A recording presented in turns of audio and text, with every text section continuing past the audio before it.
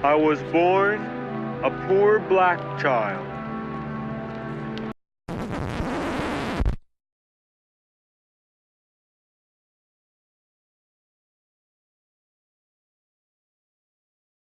Simon died shortly after I was born. The only thing I can remember about Simon is I have a picture of me in a little kind of a jumper seat, and I'm probably 6 months old in a family picture, and Simon is down at the farm at Kellogg, and that's the only actual memory is a picture of Simon. Layla I knew well because she lived, I think, into her 80s. She used to spend every summer at my mom and dad's in South Minneapolis, where Gary lived for a while. And she was she was a beautiful lady. There's a picture on the farm of her taken in her 20s. And she looks so gorgeous that we always said, oh my, that's Grandma, she's awesome. But she was a terrific reader. She named one of her sons Ralph Waldo, because of the Ralph Waldo Emerson, and all the kids had kind of different names. But as I remember her, she was in her 70s and 80s. She broke her hip in her 70s, and so she had a hard time getting around. And but she was just we were kind of afraid of Grandma a little bit, because, you know, the grandma type thing. Well, every summer, she would come and spend a couple of weeks with us, and then in Minneapolis and South Minneapolis, and then I would probably spend 2 to 4 weeks on the farm where she lived. They put together a room for her. She lived with her son Richard, Babe, and we would go down there, and I'd spend 2 to 3 weeks on the farm doing all the farm work, riding the pony, learned to ride a bike down there. Learned I didn't want to be a farmer. You just have to work way too hard. But it was a wonderful experience because I got to see everything that went on with the farm, the work, the animals, everything else. Grandma Shell slash what was it? Daniel Shell. She was married to Pete Daniel, had 3 kids. He died. Then she was married to Pete Shell, who I never knew Pete Daniel. He died before I was born, but my other grandpa, or what that would be a step grandpa, I guess, who was the father of the other 3 kids in the family. I remember him. They had a farm in Rolling Stone, and I was probably 3 to 4 years old at that time, and I remember him laying on his back in the front room and tossing me up and down, and my mother wearing it. There was a story on that farm in Rushford, or Rolling Stone. It was very near Rushford. There was a barn. You want to go into this now? Sure. Okay. They used to let me drive the horses. Everything was horse-drawn. They didn't have any tractors at the time, so they used to let me drive the horses. Of course, they were holding the reins, and I was just hanging on to it. But they would bring the load of hay up on a side hill, so that they could have the thing come down from the hay mow, grab the hay and put it back up for the horses and the animals. And I was sitting on the wagon, and it was, instead of turning it this way, they turned it this way, and it tipped over with me on top of it, and my head came down. It was a stone foundation barn, all flagstone. It wasn't even brick, and there was openings periodically for windows, but there was no windows in them. They were just openings, and inside them were the stables where the horses were. My head came down and just missed and went into one of those openings, right in a stone opening. And I looked up, and I was like 4 years old, and it scared the heck out of me, and I looked up, and there's a horse about that far away from me. And apparently I learned from my mom, I said, "Get me the hell out of here." And that was, and everybody was marveling at the fact that I didn't get hurt on that deal. But just the nicest lady, and she spoke German and English, and she's taught me various different German phrases, and to this day I still remember some of them. Lusty Bunsen, Nick Bison, don't let the bed bugs bite, and stuff like that. Every night it was like good night, good Nacht, good night, schlaf gut, sleep well, Lusty Bunsen, Nick Bison, don't let the bed bugs bite. From Germany. Yeah, we knew we were German. Grandma used to say we were a little bit of everything, German and Luxembourg, and she always used to say on St. Patrick's Day, she says, and we were that much Irish, somewhere back there. Well, that was probably from later. My mom was a kind of a heavy-set lady, not really fat, but kind of big-boned lady. She was very talented. She had a sewing talent, and she was clever at doing a lot of things. She could do just about anything she wanted to. And I was very close to my mom as younger. As I got older, I got closer to my dad. She was a very religious person, and we were every Sunday to church and catechism and all the other stuff, and almost to the point of a fault, to tell you the truth. Grandma actually, one of the reasons I think I am where I am is because both my parents went through the Depression. And we were very frugal, to a fault. And my mom would save. In fact, when we bought our house in South Minneapolis that Gary lived at, there was so much left on, enough left on the mortgage that my mom was saving nickels and dimes and quarters from her. She used to do sewing for people, and she worked for a drugstore for a while. But she saved it all without telling my dad, and at one point she had enough and she paid the mortgage off out of nickels and dimes and quarters. And they bought that house, and I think it was like $3,100, and I think she paid off the last $400 of it out of her savings as a surprise to my dad. I can remember a specific day when President Roosevelt died, coming in, walking into the bedroom and seeing my mom laying on the bed crying like crazy. And I thought, what's gone? What's wrong? And I was like probably 6 or 7 at the time. And my earliest memories in that house in South Minneapolis are of the war going on. And we didn't understand the concept of war or how serious it was. But we would play war, and nobody wanted to be the Japs and nobody wanted to be the Germans. We all wanted to be the Americans. And we would be all over the neighborhood. We could go out from the morning until night. Nobody ever, it was such a safe neighborhood, and nobody ever worried about anything. 10 o'clock, well, they home yet, you know, that kind of thing. But the war to us was a game. We didn't understand it at that age. But I can remember my mom crying on that day and on VJ Day. Both of those things were such a big thing to the people in that era. And they moved in a little house on 20th Avenue, exactly 1 block away from where they lived on 19th Avenue, and that's where I was born. They went from there. They had bought a house over on Minnehaha in what's now one of the roughest places in town. And at one point, we were living with another family. One was upstairs and we were downstairs. And this little girl that was the same age as I, and we were probably 4 or 5 years old, something like that.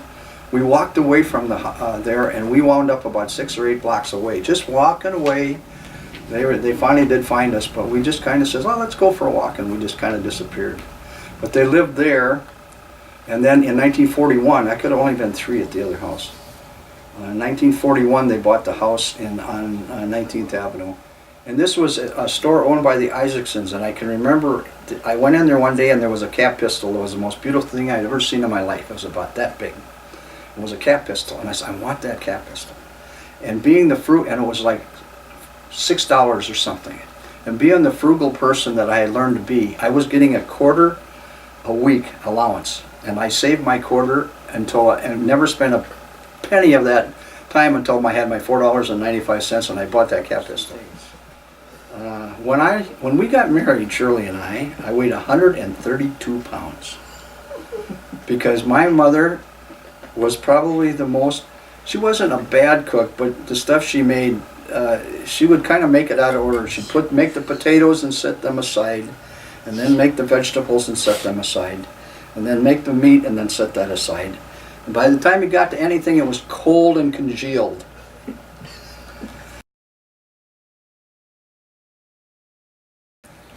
My dad was a kind of, I used to think he was a very aloof person until I got older into my teens and really got to know him and found out what a kind-hearted person he was. He was a welder. He came out of the service, he went in the service, as I said, at 17. He came out of France in 1919, bummed around the country, He was considered the black sheep of the family. He told me stories that I won't even go into about some of his escapades around the United States. Well, I don't know if I can go into all of that. He told me one time when he was in France, and him and his buddy were the two youngest guys and they made him couriers because they didn't want him to go in the front lines. So they made him couriers, and at that point they were supposed to deliver some orders and a packet of things from the southern part of France to the northern part of France. The war was essentially over, and it was almost occupation at this time. So him and his friend, and I don't remember his name, gets on this train and they have their orders, and they go up there and they deliver it from the southern part to the northern part. But it didn't say how quick they had to come back. So on the way back, they kind of detoured left and right and left and right, and until they got back home, and just partying and drinking all the way home. He says he remembers going into a bistro or a bar or something and drinking wine, and had never drank wine before, and they drank wine for about 3 hours. They went out, and as soon as they went on the outside, the air hit them and they both fell over. They woke up the next morning in a field with rain coming down, and that was one of the escapades they had. But there's a story I think that really should be told now. Part of his escapades, at one point his unit was supposed to fly on a plane from one place in France to another. And my grandpa, as usual, went out drinking and got hung over the next day again, Gilbert. Missed the plane. That plane went down and crashed with everybody on it. If that wouldn't have happened, I wouldn't be here, you wouldn't be here, and you wouldn't be here, and you wouldn't be here. Every year we would go up to the North Shore and stay at a different Round Lake or Smith Lake or something, catch fish like crazy. He loved the North Shore. And it was a two-week vacation, and we'd stay at some little cabin that was full of mice and stuff. And it was real batching it. If you didn't bring it, you didn't have it. Grandpa loved sports. He taught me how to throw a curve. At that time, I played baseball from 8th grade on, right up until just before we got married, and he only ever came to one game. And at that game,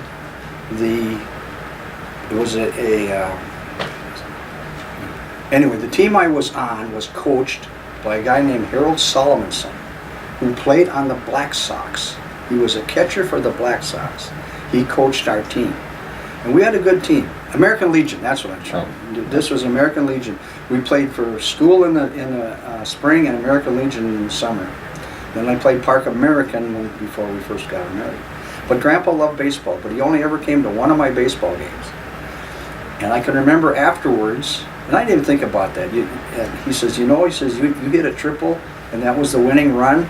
It's the only triple I ever had in my life. But he says, you really came through on that. I felt really proud that he came to that one game that went good. But during innings, he snuck a beer over to Harold Solomonson, and those two had a beer together. You can see a theme here. My dad was the most kind-hearted person.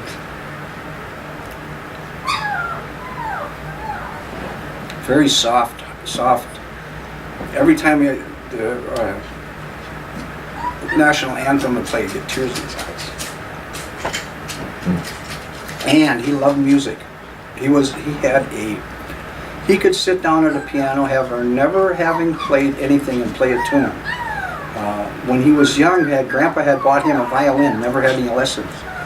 For one of his birthdays, probably 60 or 65, we bought him another violin at a thrift shop for like $6. He picked it up and played it. He could play the violin by ear. Never had a lesson, never could read music. Loved music. He loved Sousa.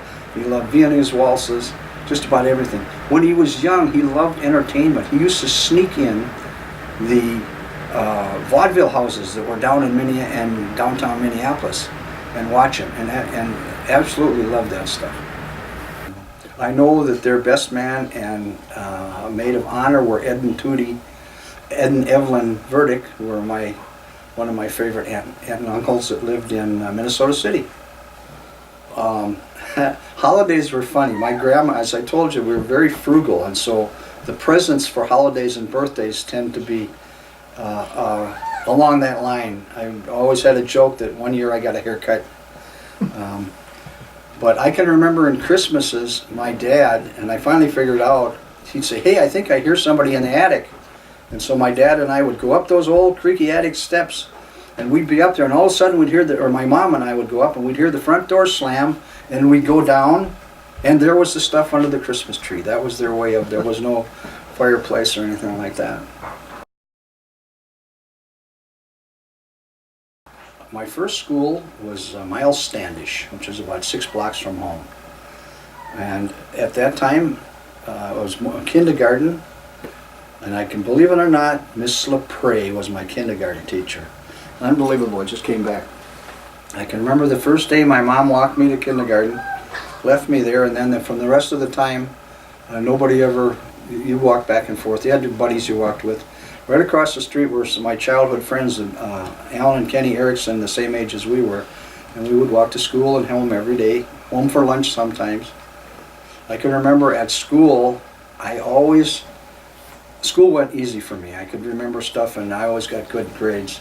And so, always being kind of in the top of my class, I would get picked for various different chores. And one of them was running the projector. Even at that time, in 6th grade, I was running the projector for a program we were having. And it was a 16 millimeter sound projector. So I'd spool it all up and put it all together and turn it on, and we would all watch the projector in the gym. And one particular time we got all done and the light came on, and there's 7,000 feet of film that it never took up on the bottom that I had to hand wipe back up. In 5th grade, I went to safety patrol camp, the patrol boys. And I came back and they got a big badge, and boy, that was way cool. I like that kind of stuff.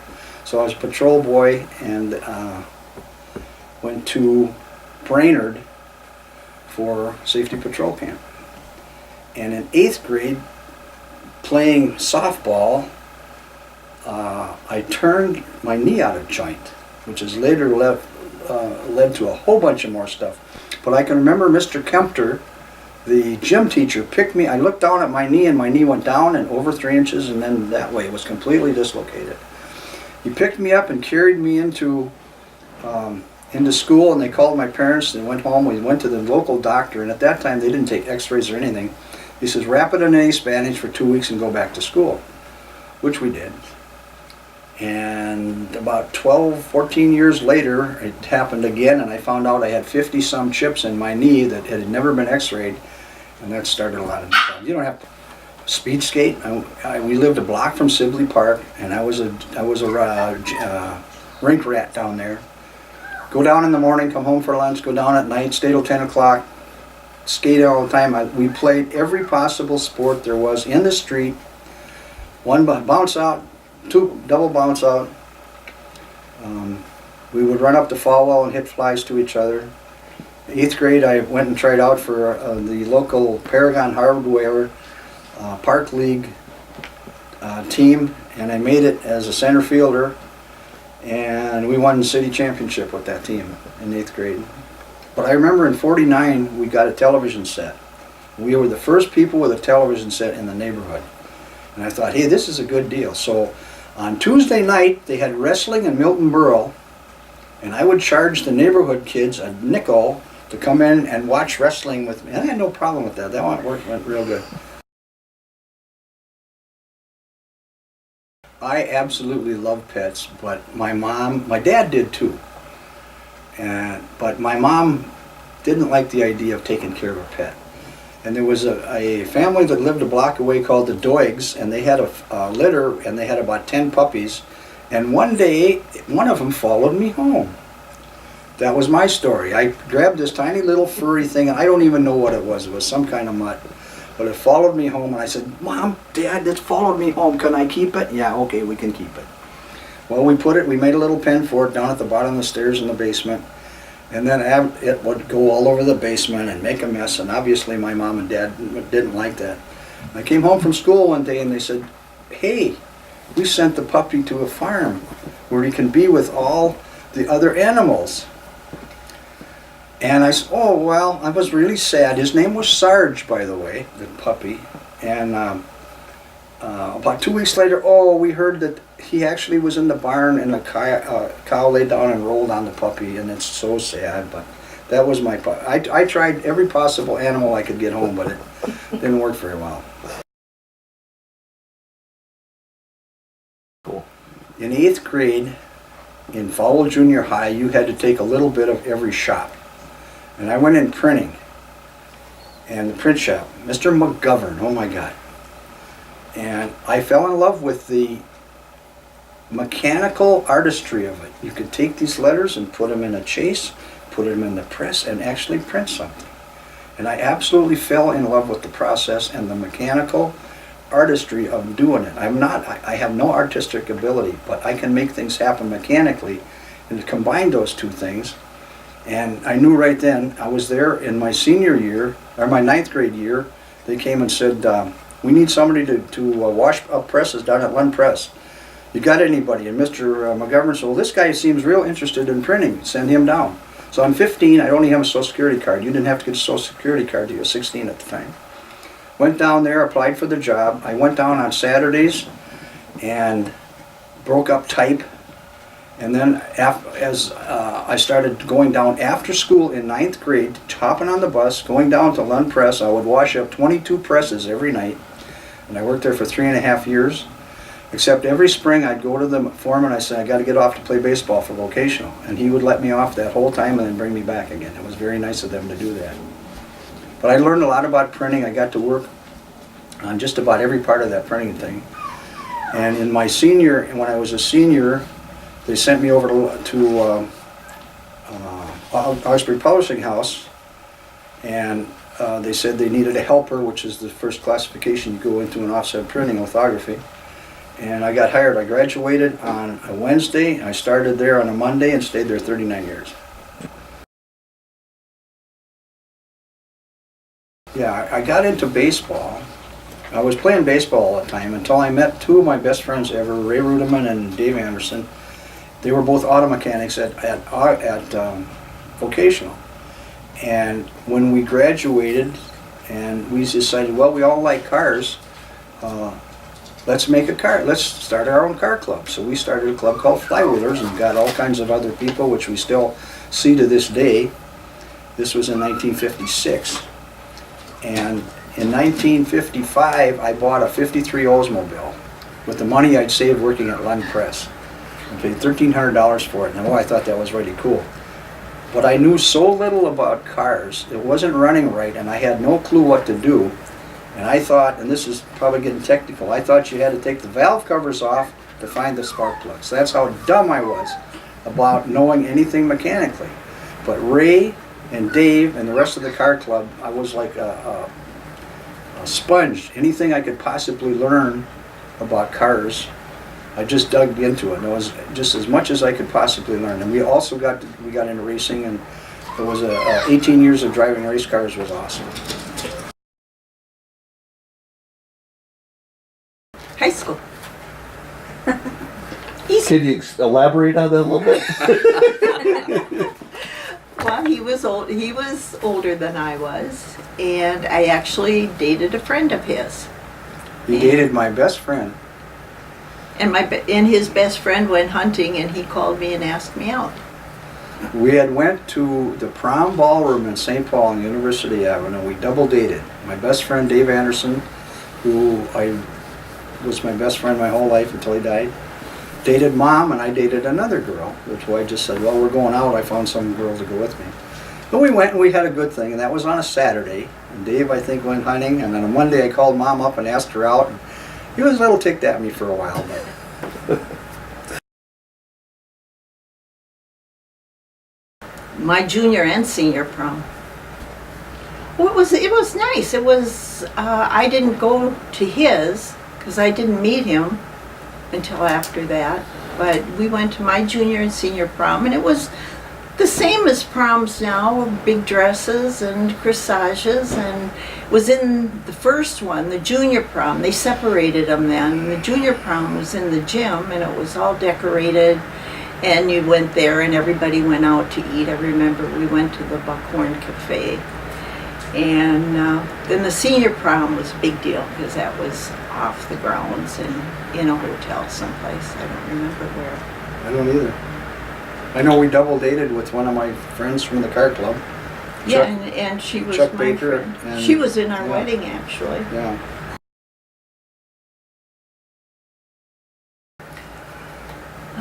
3 years. 3 years. Yeah, because I met him when I was in 10th grade. And And we were married, well, for 4 years, because we were married a year after we graduated, so 4 years. We went to a lot of car races. And we did miniature golfing. I remember they had drive-ins all over where you go in and get root beers or get a burger or something, fries. And he worked nights, so he would come over after work and pick me up, and we'd always go have a burger and fries or... And the midnight movie, where Mom learned her specific talent of falling asleep. Well, he always wanted to get the most for his money. Absolutely. So we would go see the movie with a sneak preview of another movie. And At midnight. And I could make it through the first movie, but the second one, I was gone. I worked all day too.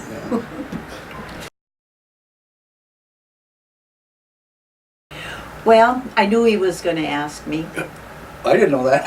No, I knew he, no, yes you did, because we decided to go out and have a nice dinner. Wasn't very romantic. And he asked me over a nice dinner and gave me the ring. But do you remember how I gave you the ring? No. I had it in an envelope in the glove compartment of the car. And I said, will you get something out of the glove compartment? And you went in there and found it. That's how it actually happened. Not very, I thought, oh, this will be a big surprise. Real romantic. Is that wrong? I don't remember that. Okay. I think you remember I what remember you wanted. dinner.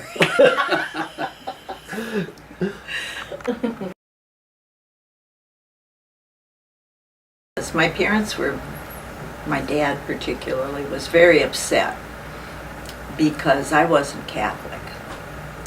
And we weren't religious, they weren't, but apparently that was a problem for him. My mother. And not my mother Oh, was, my mother. oh yeah, your mother. But my dad was kind of cruel, and he would say terrible things, and he would call me like a dumb Catholic and all that kind of stuff. And so it was real hard because then I'd go and Dad was working nights, and Grandma Braun absolutely insisted to going to classes with me, and she would hold my arm and walk in and grin the whole time, and a little embarrassing actually, but whether or not I actually changed was a very hard decision. The day was 90-some degrees. And it was at St. Helena's Church, which was Dad's church. And we had 4 attendants each, and we had the ushers and the whole thing, pretty bridesmaid dresses, and just the whole big wedding thing. And when the ceremony was over, we had time before the reception and stuff. And so the girls all went back to, we had rented an apartment. And the girls all went back there, took off their dresses and soaked their feet in the tub, and the guys all went back to Grandma Brown's house to cool off. We went to Colorado. why Colorado? Colorado Springs. Yeah, and we went up Pikes Peak on this tour. And Rode some horses. yeah, we rode horses. We went to this little place, and they came out, and I actually did do a little horseback riding when I was younger, so they came out and said, have either of you ever ridden before? And I said, yeah, I had, and he said, no. So they come out, and they bring me this little kind of horse, pretty, I remember it bucked up, but they come out with this huge big horse for Dad, and he says, can I have the little one? And it turned out that the big one was the gentle horse that they gave to me because I didn't know what I was doing, and they gave Mom's this more spirited one, which was just kind of a handful. Yeah, and just the guy's daughter took us all through the area, stopped at a little gift shop, and you know, all that stuff, and we were on horses. It was really cool. And then right at about the last half a mile before we got back, all of a sudden both horses knew it's time to go home, and they took off. And Hang boy, on. we were just hanging on for dear life with those horses. They're heading back to the barn no matter what. Where Got a did you little live? apartment on 31st and Longfellow on the second story of a house. And it actually wasn't the first one. We had one rented on 27th Avenue. And it was kind of a dump, but it was the first thing we got. And while we were gone, my mom and dad went and looked at it, decided it was a dump. That's not how it happened. How did it happen? I was working tax season, and I worked all day and at night too for tax, because I worked for a public accountant, and we did taxes. And Dad and I rented a place, mostly because I had this little dog that I loved, a little Eskimo Spitz. And it was living at home with me, and so when we went looking, we tried to find a place where I could have my dog. And we did rent this place, and I was working one night. Dad called and said he took Grandma and Grandpa to see the place, That's what it was. and they didn't like it. It was And bad. it wasn't that bad. It was the downstairs of a duplex. Yeah. But they didn't like it, and he said, so we went and looked at another one, and it's much nicer. However, the one little thing Can't have the dog. was not a little thing. I couldn't have the dog, plus we had to share a bathroom with someone. They had made 2 apartments out of it, and there was one bathroom in the hall, and we shared it with a nurse. And they said, it's your responsibility to clean it. And I was really angry. First, I couldn't have my dog, and that I didn't even have a part of renting this apartment, which turned out to be a big problem. And I had to clean up after someone I didn't even know. And then we get in there, and we had the landlady from hell. And I worked days, and Dad worked nights.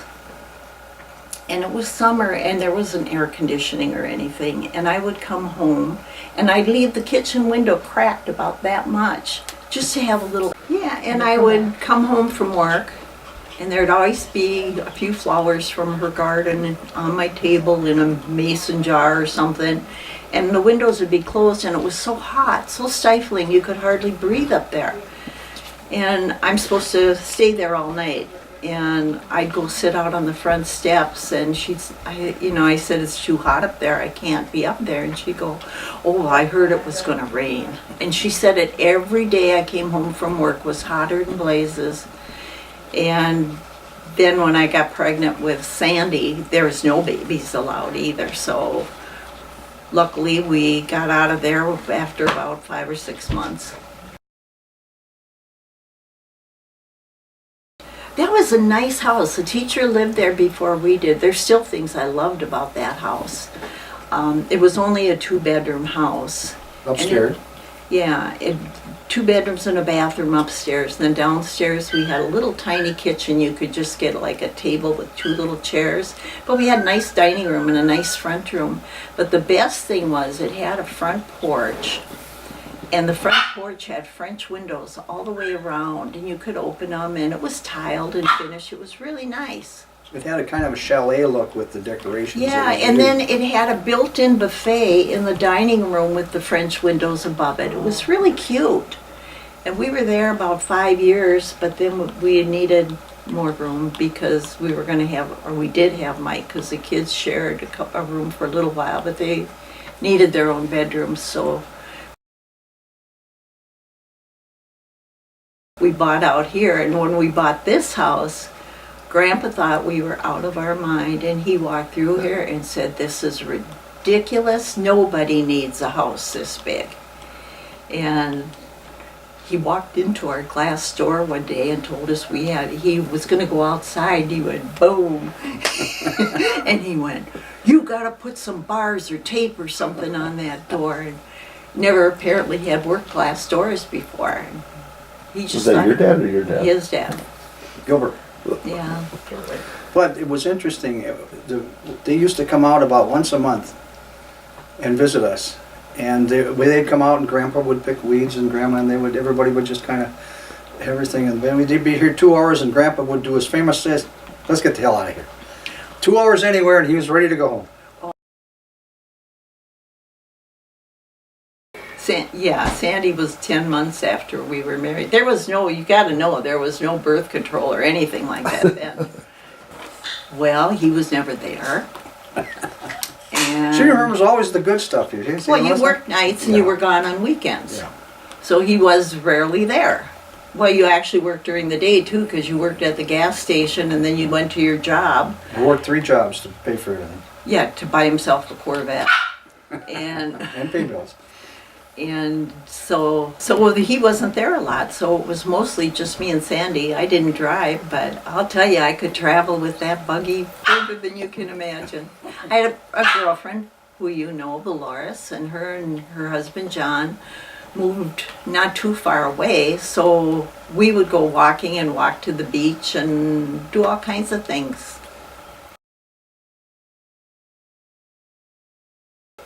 They were Eskimo Spitz. Her name was Sugar, and she got lost. And we couldn't find her, and I was really frantic. And a lady called me and told me she was having surgery, and she had to get rid of her Eskimo Spitz because there was no one to take care of it. So we got him, and he wasn't like mine. He was a crazy Remember his dog. name? Frosty. Yeah. And he was just a crazy man, and he'd sneak out the door and he'd come home and I'd think, oh my gosh, she's got a turkey leg or something, you know. But then we did find my dog too. And then you started breeding them. Well, whether I started it or not, I don't know. We got puppies anyway. We had And, 2 or 3 litters, didn't we? At least 2. yeah, they were so cute. I'd put them in the buggy and away we go.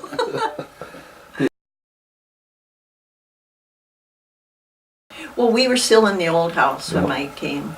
And one of the reasons we moved is the bedrooms upstairs. I remember the worst thing was the telephone was downstairs and they were all, you know, they weren't movable like telephones now. And I'd be upstairs and I'd run down, and one day Sandy was sitting in the potty chair and I was with her and the phone rang. And if he called and I didn't answer, he'd get mad. So I go running down to answer the phone, and she tried to follow me and went all the way down the stairs in the potty chair. What was interesting- Farmland across It the was. street, corn was growing. I even went under the fence because they told me if you pick field corn when it's young, really young, you can eat it. So we ate a lot of field corn that was young. And there were very few houses here when we moved in. It was still dirt piled all over. We had to drive either to Bloomington or, We drove to get Bloomington, 98th groceries. and Lindale to get our groceries. and then another time I had his Chevy, also a stick shift. That And- was an automatic. That was 56 Chevy. Yeah, but it had a stick shift in it. Anyway, Anyway, I went to get the mail again, and the mailboxes are all lined up like this. I took them down like dominoes. And he tried to be good, and he said, I really thought you'd stop after the first one. It was cool. The neighbors all had little kids, and they all kind of watched out for each other's kids, and it was safe. The kids could go out. I mean, they did come home for lunch and stuff, but you know, I can remember going out and calling, and somebody'd holler, he's down here, she's over there. But I think the funniest thing is on the court behind us, they had 12 kids. And she would come out and ring this big dinner bell, and kids would run from everywhere. it was Hotman's. Yeah, Oh, they had a bell? big dinner bell, because she had so many, and she'd just clang this thing. You could hear it like crazy, and the whole neighborhood knew it was time to eat at Bernice's. A lot of times we didn't have to call though. Everybody seemed to congregate at our house. Yeah, We were the place to play. Yeah, we had first, second, and third base in the backyard because everybody was protecting their lawn and garden, so this was it. And we had a swing set, and so we got a lot of kids for that. We had a hill, so we got the sliding thing. And finally we had to put up a fence before some kid got hurt because they were ramming into each other with these big metal saucers and stuff. I bowled in a league with the neighbors and on a softball team with the neighbors. And we did a lot of neighborhood things. It was called Robert's Drugs, and it was the neighbor Bond, Joni Bond, and Sue Malmberg, and Pat Nissen, and we had some of the Locker boys and Mother and so. But then George and Dad coached our team for a while.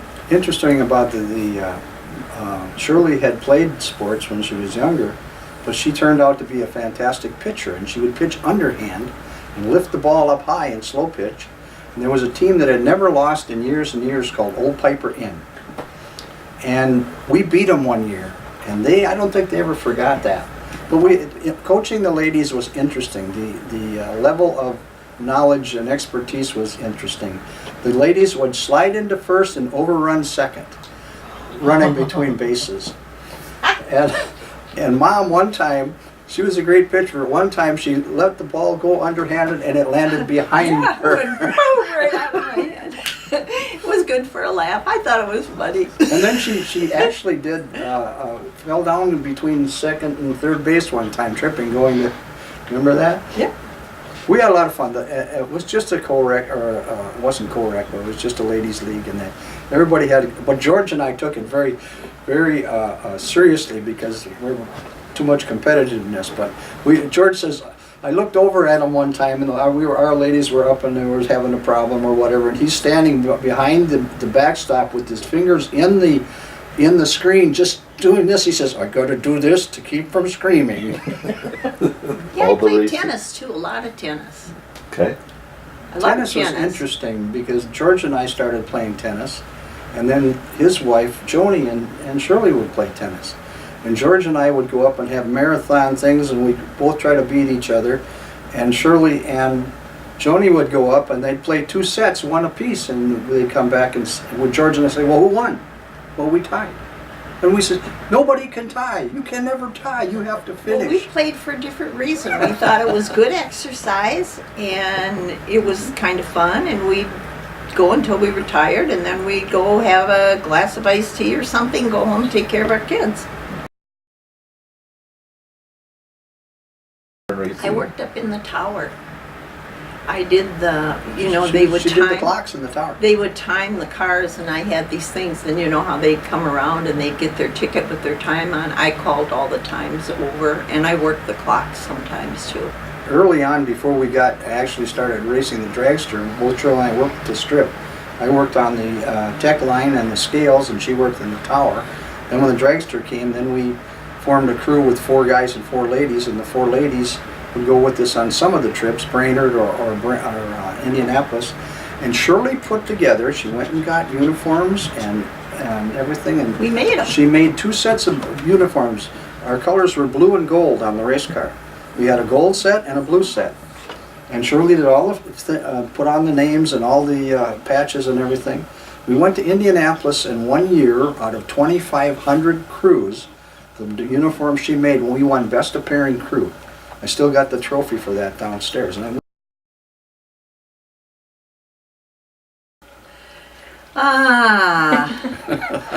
it was okay. It was his thing when we met, and he did it, and if he was happy, that was fine. The only problem I had, and when I quit going, is when he was in the car and I was in the car that follows. Which car? Ray.